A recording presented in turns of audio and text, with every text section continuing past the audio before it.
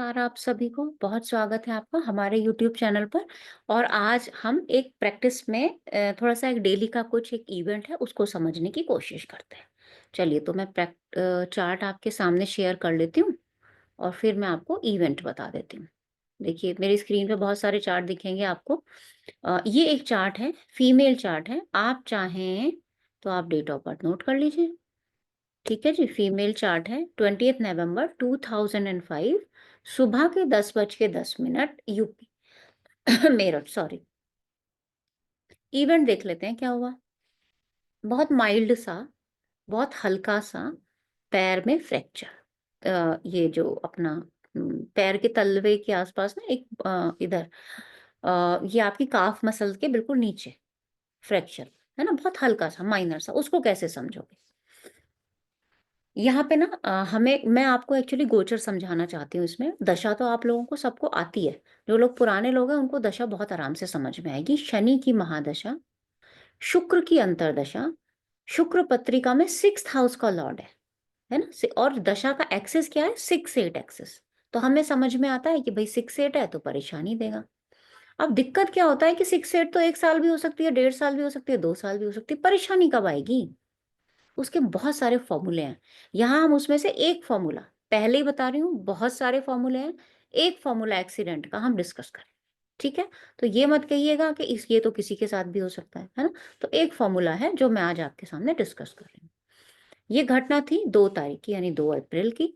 तो 2 अप्रैल का मैं आपके सामने गोचर भी लगा देती हूँ। पहले गोचर लगा देती हूँ ताकि आप लोगों को ना थोड़ा-सा आसानी हो जाए। देखिए 2 अप्रैल का गोचर लगा ही हुआ है।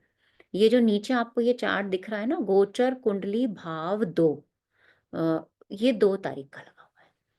2 तारीख को अब यहाँ पे हाउसेस कौन से एक्टिव थे? शुक्र था अंतरदशा में, और शनि था महादशा में, और क्या कहते हैं, सूक्ष्म दशा में भी कहीं न कहीं शनि आया हुआ है। तो इसका मतलब शनि का प्रभाव था। मैंने 2 तारीख की दशाएँ यहाँ पे खोली हुई हैं और थोड़ा-सा एक्सपेंड करूँगी क्योंकि कई बार टाइम का फ़र्क हो जाता है। तो शनि चल ही रहा था। देखो, शनि में शुक्र, में शुक्र, में शनि, शनि यानी प्राण सूक्ष्म दोनों में भी शनि आया हुआ है हमारा। तो शनि का इफ़ेक्ट यानी 8th हाउस एक्टिव है। ट्रांज़िट में क्या देखेंगे? शनि और शुक्र को देखेंगे सबसे पहले। 12वें भाव में यानी मीन राशि से सब ग्रहों का गोचर था। महादशानाथ भी यहीं था, अंतर्दशानाथ भी यहीं था, और वो वक्री भी था। वक्री का इफ़ेक्ट कैसे समझोगे आप? 6th हाउस का लाभ भाव का प्रभाव लेके वक्री है, अच्छी बात है, मूल त्रिकोण है 11वें में। छठे का प्रभाव लेके वक्री है, छठे के इफेक्ट को बढ़ा देगा। वक्री क्या करेगा? किसी भी चीज के इफेक्ट को बढ़ाएगा। बुरा भी हो सकता है, अच्छा भी हो सकता है। यहाँ कुछ अच्छा कुछ बुरा, क्योंकि शुक्र है।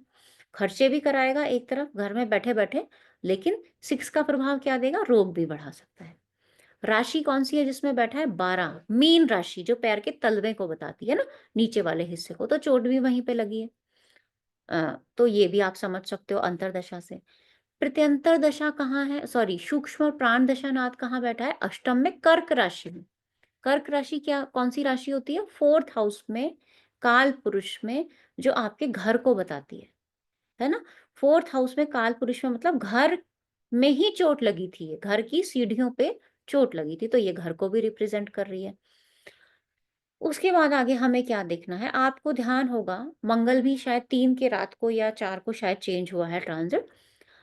चंद्रमा था, ये आप यहाँ देखेंगे, वृष राशि में चंद्रमा है, यानी जातिका के पत्रिका में छठे भाव से चंद्रमा का ट्रांजिट है।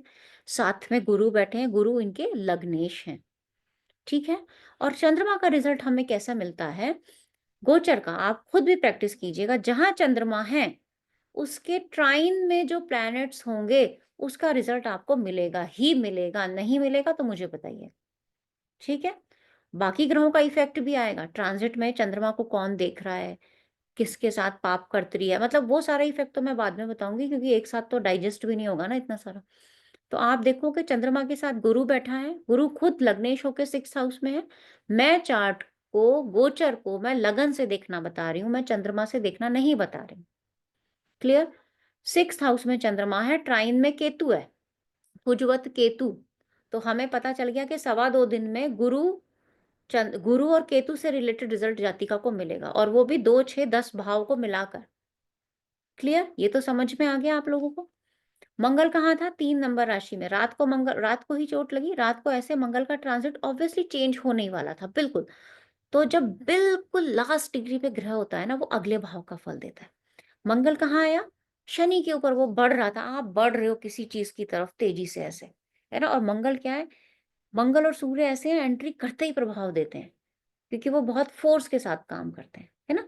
तो जब ये भाव तो मेरा पहले से ही एक्टिव है, शनि क्या है? पैर, शनि क्या है? अंधेरा, रात, राशि क्या है? कर्क, घर, मंगल क्या है? जिसने ट्रांज़िट चेंज किया और जिसने चोट लगवाई, थोड़ी चोट लगी, ज़्यादा चोट नहीं लगी, थोड़ी चोट लगी, क्यों? क्योंकि गुरु था चंद्रमा के साथ उस दिन। तो गुरु ने अपना इफ़ेक्ट भी दिखाया क्योंकि गुरु एक शुभ प्लैनेट है, उसका भी इफ़ेक्ट हम यहाँ पे देखेंगे। देखने के बहुत सारे तरीके होते हैं, मैंने पहले ही बताया आपको। बहुत सारे तरीके से आप किसी भी चीज़ को प्रेडिक्ट कर सकते हैं। तो ये बहुत छोटा-सा इवेंट था, लेकिन देखो कितना सटीक इवेंट। और जो प्रैक्टिस क्लास में है ना स्टूडेंट, मैंने उनको देखना बताया, चंद्रमा के त्रिकोण से आपको डेली का रिज़ल्ट मिलेगा। उसमें आप गोचर के ग्रहों का प्रभाव भी इन्वॉल्व करोगे, पत्रिका के ग्रहों का प्रभाव भी इन्वॉल्व करोगे, 1-1 घंटे का होरा का रिज़ल्ट भी आपको उसमें मिलेगा और 100% मिलेगा आपको रिज़ल्ट, है ना? जिसको नहीं समझ में आता देखना, वो मुझसे पूछ सकता है कि कैसे रिज़ल्ट देखें। क्लियर? तो इस तरीके से ये एक छोटा-सा इवेंट मैंने बताया। ऐसे ही आप अपना डेली का इवेंट देखना स्टार्ट करो। धीरे-धीरे 4-6 महीने प्रैक्टिस करोगे, आपको इवेंट समझ में आने लगेगा। क्योंकि एक ही ग्रह है, एक के लिए कुछ और रिज़ल्ट करेगा, दूसरे के लिए और रिज़ल्ट करेगा। खाली ट्रांज़िट से रिज़ल्ट मत देखना, वो सबका सेम है। मेरी पत्रिका जो बताएगी, वो रिज़ल्ट मुझे मिलेगा। बिना पत्रिका बताए मुझे वो रिज़ल्ट नहीं मिलेगा। क्लियर? तो मुझे लगता है आज का चैप्टर भी अच्छा लगा होगा आपको। तो अच्छा लगेगा तो बताइएगा। आज के लिए इतना ही रखते हैं। बहुत धन्यवाद।